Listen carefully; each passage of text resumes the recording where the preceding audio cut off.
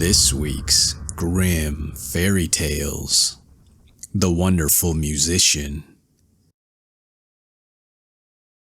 There was once a wonderful musician who went quite alone through a forest and thought of all manner of things, and when nothing was left for him to think about, he said to himself, "Time is beginning to pass heavily with me here in the forest. I will fetch hither a good companion for myself." Then he took his fiddle from his back and played so that it echoed through the trees. It was not long before a wolf came trotting through the thicket towards him. "Ah, here is a wolf coming. I have no desire for him," said the musician. But the wolf came nearer and said to him, "Ah, dear musician, how beautifully thou dost play. I should like to learn that too." "It is soon learnt," the musician replied. "Thou hast only to do all that I bid thee." "Oh, musician," said the wolf, "I will obey thee as a scholar obeys his master." The musician bade him follow, and when they had gone part of the way together, they came to an old oak tree, which was hollow inside and cleft in the middle. "Look," said the musician, "if thou wilt learn to fiddle, put thy 4 paws into this crevice." The wolf obeyed, but the musician quickly picked up a stone and with one blow wedged his 2 paws so fast that he was forced to stay there like a prisoner. "Stay there until I come back again," said the musician, and went his way. After a while, he again said to himself, "Time is beginning to pass heavily with me here in the forest. I will fetch hither another companion," and took his fiddle and again played in the forest. It was not long before a fox came creeping through the trees towards him. "Ah, there's a fox coming," said the musician. "I have no desire for him." The fox came up to him and said, "Oh, dear musician, how beautifully thou dost play. I should like to learn that too." "This is soon learnt," said the musician. "Thou hast only to do everything that I bid thee." "Oh, musician," then said the fox, "I will obey thee as a scholar obeys his master." "Follow me," said the musician. And when they had walked a part of the way, they came to a footpath with high bushes on both sides of it. There the musician stood still, and from one side bent a young hazel brush down to the ground, and put his foot on the top of it. Then he bent down a young tree from the other side as well, and said, "Now, little fox, if thou wilt learn something, give thee thy left front paw." The fox obeyed, and the musician fastened his paw to the left bow. "Little fox," said he, "now reach me thy right paw." And he tied it to the right bow. When he had examined whether they were firm enough, he let go, and the bushes sprang up again and jerked up the little fox so that it hung struggling in the air. "Wait there till I come back again," said the musician, and went his way. Again he said to himself, "Time is beginning to pass heavily with me here in the forest. I will fetch hither another companion." So he took his fiddle, and the sound echoed through the forest. Then a little hare came springing towards him. "Why, a hare is coming," said the musician. "I do not want him." "Ah, dear musician," said the hare, "how beautifully thou dost fiddle. I too would like to learn that." "That is soon learnt," said the musician. Thou hast only to do everything that I bid thee." "O musician," replied the little hare, "I will obey thee, as a scholar obeys his master." They went a part of the way together until they came to an open space in the forest, where stood an aspen tree. The musician tied a long string round the little hare's neck, the other end of which he fastened to the tree. "Now briskly, little hare, run 20 times round the tree," cried the musician, and the little hare obeyed, and when it had run round 20 times, it had twisted the string 20 times round the trunk of the tree, and the little hare was caught, and let it pull and tug as it liked. It only made the string cut into its tender neck. "Wait there till I come back," said the musician, and went onwards. The wolf in the meantime had pushed and pulled and bitten at the stone, and had worked so long that he had set his feet at liberty and had drawn them once more out of the cleft. Full of anger and rage, he hurried after the musician and wanted to tear him to pieces. When the fox saw him running, he began to lament and cried with all his might, "Brother Wolf, come to my help. The musician has betrayed me." The wolf drew down the little tree, bit the cord in two, and freed the fox, who went with him to take revenge on the musician. They found the tied-up hare, whom likewise they delivered, and then they all sought the enemy together. The musician had once more played his fiddle as he went on his way, and this time he had been more fortunate. The sound reached the ears of a poor woodcutter, who instantly, whether he would or no, gave up his work and came with his hatchet under his arm to listen to the music. "At last comes the right companion," said the musician, "for I was seeking a human being and no wild beast." And he began and played so beautifully and delightfully that the poor man stood there as if bewitched, and his heart leaped with gladness. And as he thus stood, the wolf, the fox, and the hare came up, and he saw well that they had some evil design. So he raised his glittering axe and placed himself before the musician, as if to say, "Whosoever wishes to touch him, let him beware, for he will have to do with me." Then the beasts were terrified and ran back into the forest. The musician, however, played once more to the man out of gratitude, and then went onwards. The Mouse, the Bird, and the Sausage. Once on a time, a mouse, a bird, and a sausage became companions, kept house together, lived well and happily with each other, and wonderfully increased their possessions. The bird's work was to fly every day into the forest and bring back wood. The mouse had to carry water, light the fire, and lay the table, but the sausage had to cook. He who is too well off is always longing for something new. One day, therefore, the bird met with another bird on the way, to whom it related its excellent circumstances and boasted of them. The other bird, however, called it a poor simpleton for his hard work, but said that the two at home had good times. For when the mouse had made her fire and carried her water, she went into her little room to rest until they called her to lay the table. The sausage stayed by the pot, saw that the food was cooking well, and when it was nearly time for dinner, it rolled itself once or twice through the broth or vegetables, and then they were buttered, salted, and ready. When the bird came home and laid his burden down, they sat down to dinner, and after they had had their meal, they slept their fill till next morning, and that was a splendid life.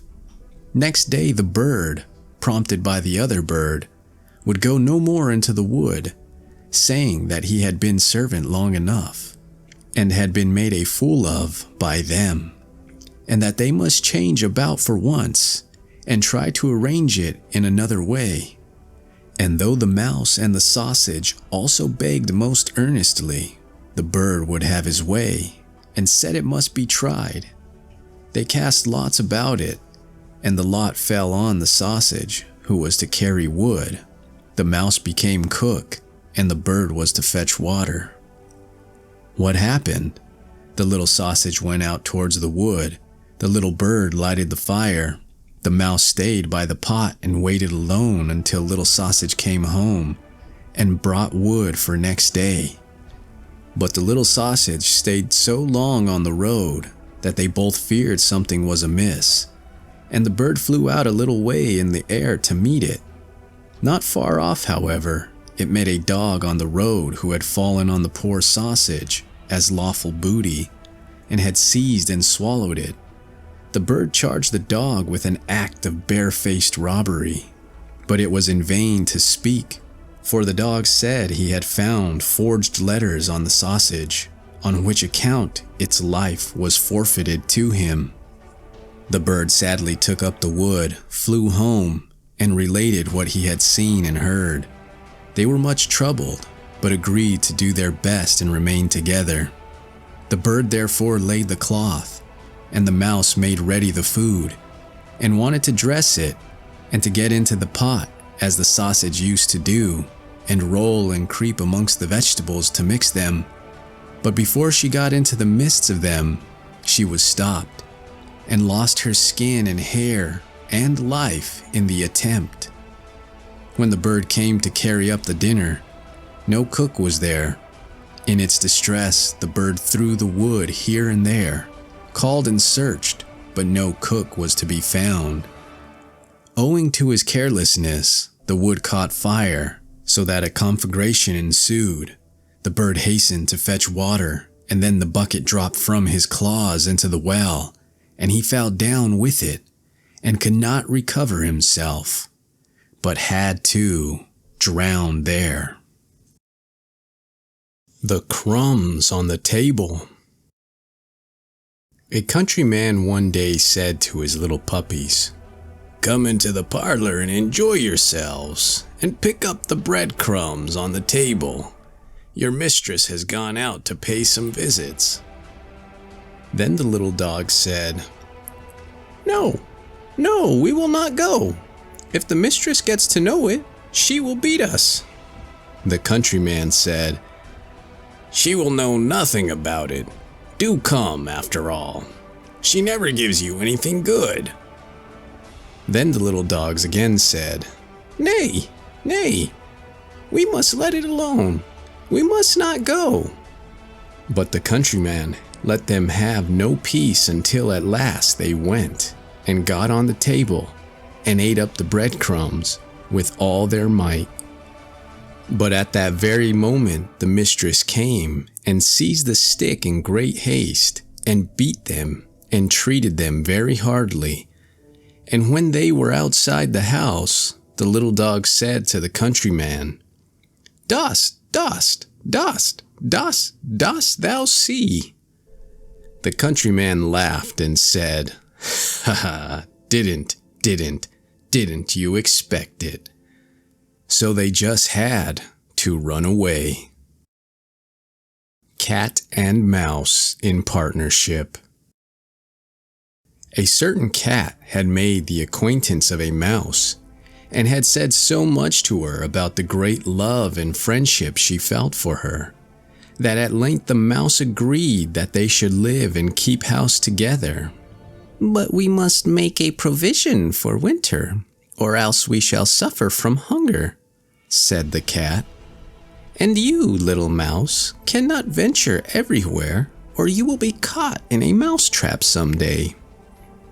The good advice was followed, and a pot of fat was bought, but they did not know where to put it.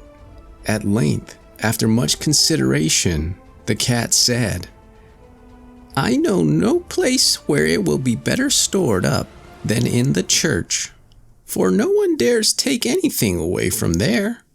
We will set it beneath the altar, and not touch it until we are really in need of it." So the pot was placed in safety, but it was not long before the cat had a great yearning for it and said to the mouse, "I want to tell you something, little mouse.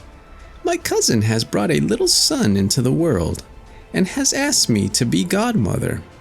He is white with brown spots, and I am to hold him over the font at the christening. Let me go out today, and you look after the house by yourself." "Yes, yes," answered the mouse. "By all means go, and if you get anything very good, think of me. I should like a drop of sweet red christening wine too." All this, however, was untrue. The cat had no cousin and had not been asked to be godmother.